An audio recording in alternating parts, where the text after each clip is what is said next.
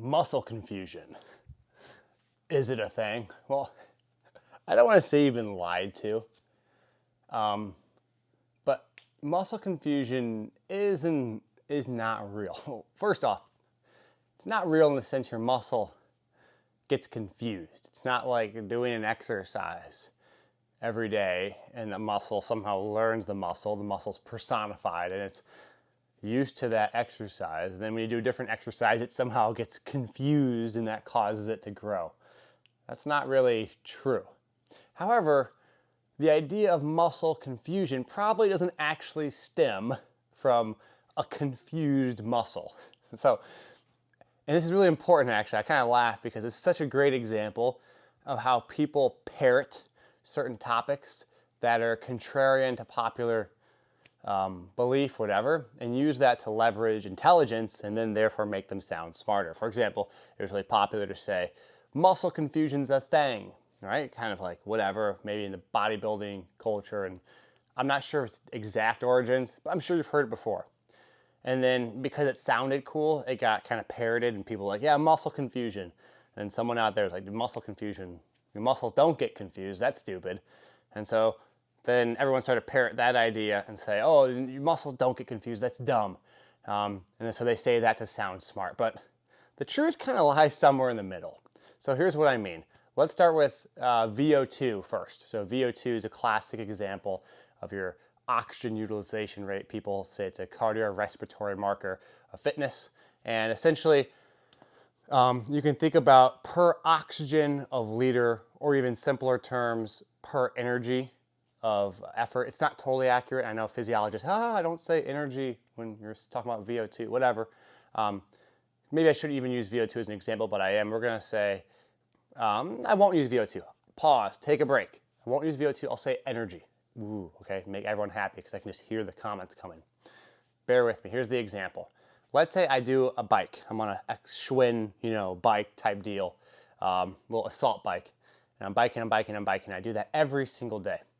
Now, if I do that bike, my muscles will get used to working on that bicycle. Now, they've actually done studies on this, that my stroke efficiency, my timing of when I pedal, my pulls will become better and better and better. So to go a given speed, let's say 10 miles an hour, it requires less and less and less and less energy per moment of effort. My muscles, in a way, not my muscles, my nervous system, is learning that exercise. And so for a given speed, it requires less and less calories. Now, if you're doing the exercise to burn calories, in theory, you're becoming more and more efficient, which is a good thing. But when we exercise, we kind of do counterintuitive things for physiology because we're making ourselves work when, evolutionarily speaking, we kind of try to avoid excessive work. We don't always maybe want that. And so that's one factor. So if I were to go from biking and then the next day I go swimming and I do something that is of perceived equal effort, it actually might require more effort for me to swim. I might have more calories burned because my stroke is inefficient. So for a given effort, I have to burn more and more energy, fuel, calories when swimming. In a way, it kind of is confusing the muscles. Now, it's not like they're confused and they don't know how to work. And this typically happens in more macro settings. And I mean by that large, complex movements, because there is a variety of coordinated efforts going on. And in a sense, you're just less coordinated, so you're kind of flailing about to go at the same speed. So I think Joe DeFranco's talked about this many years ago, how for his cardio work, he would work in a huge variety of exercises because he didn't ever want to become mechanically efficient at a certain exercise, just because, in theory, the excessive inefficiencies make you work more. It's kind of an interesting concept. So if you only have 20 minutes and you're going to go at a certain effort, well, maybe being more inefficient actually helps you burn calories. So that's one aspect of muscle confusion kind of existing. The second one is strain line development. So as a theory, long story short, if you do something over and over and over and over again, you'll develop strain lines. Think about you're going to go shovel, you develop calluses on your hands, you don't develop them on your wrists. But if you go kickbox, eventually you'll develop some sort of calcification along your shins, possibly from kicking, but you won't get them on your hands because it's specific to where it occurs. Now, if I were to go bike and bike and bike every single day, I'm going to strain a specific line of muscles and tissues every single day. Now, what can happen is we can have overuse issues, especially in mechanically controlled patterns, such as a bicycle, where we're forced to move through the same range of motion. Movement variability becomes very low, and there's a really high amount of strain. Versus if I were to go running and jogging, or even jogging on a trail, there's a larger bandwidth of variability that's placed upon my body. And not in that sense that your muscles are getting confused by it, but essentially the low variability doesn't allow for high levels of movement solution, i.e. I have to run a different way because I stepped in a weird bump when I was running the trail versus every single pedal is exactly the same. It could, in theory, lead you to be more susceptible to some type of like overuse itis issue. On the other side of that, the argument against that is, well, if you keep doing that exercise and you build the tolerance to that exercise, you actually become less susceptible to overuse issues because you develop the specific strain tissue.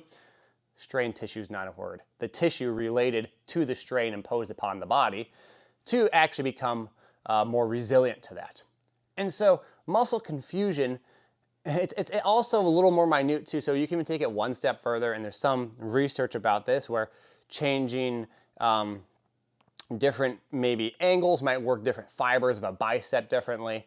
Maybe changing hand position might work certain muscles differently, create different leverages, and in theory might create a more well-rounded and shaped muscle. Again, the muscle's not being confused. It's more like, it's not muscle confusion at all. It's more like muscle variability, or a strain line variation would be a better term to call it. However, the general public isn't going to understand strain line variation.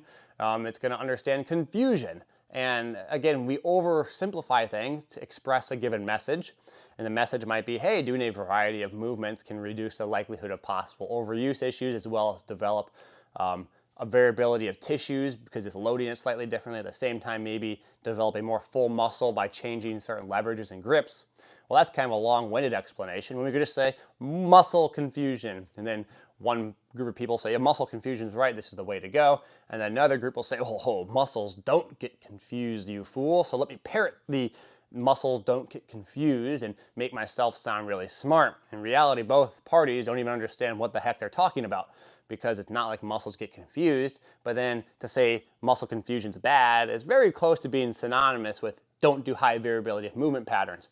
Now, having a chronically excessive amount of variability makes progression really hard. So the muscle confusion, the anti-muscle confusion camp goes, oh, if you just keep rotating random things, you're never going to make progress. And there is a mild truth to that. A lot of the truth actually falls upon not necessarily the rotation of exercises, but the fact you're rotating so much, you don't actually progressively overload the exercises because you kind of forget what weight you did last time. And maybe you don't have enough time to actually learn the skill of the exercise, which can increase the weight of the movement. So there's some debates there, but to say muscle confusion does or does not exist is neither here nor there. And it's just a really kind of great, beautiful example of how a lot of people just don't know what they're talking about. And they say things on one end and they say muscle confusion exists and your muscles don't get confused. And then say muscle confusion doesn't exist. And then they harp on all these negatives about saying muscle confusion, but then they don't actually understand maybe why the origins of muscle confusion first started, because it could have been a simple way to express to the general public that having some variability in your movement pattern is beneficial. So does muscle confusion exist? Well, the muscles are not a person. Maybe central nervous system confusion, i.e. actual confusion. You are confused as to how to do an exercise, therefore you don't use your muscles as efficiently. Possibly exists. I'd assume that exists to an extent. It does not, your muscles don't have a memory, but does that also mean that the core reasoning behind muscle confusion is wrong in the sense that maybe variability is a good thing? Well, that's also not really true neither. I think variability is a wonderful thing, especially in movement for those of you that are not hyper-specific athletes who need to work on a specific area that's tailored to one very specific goal, and you're more of a person who encounters lots of things in life. Well, then maybe you want to have a movement profile or an exercise workout profile full of movements that are of wide number of variability. So hope that makes sense. So it's kind of yes and kind of no, but I appreciate you guys listening. I hope you enjoy. As always, feel free to subscribe, like, share, follow, keep growing this page. 10,000 subscribers, way cool. Let's keep it growing. Thank you guys, appreciate it.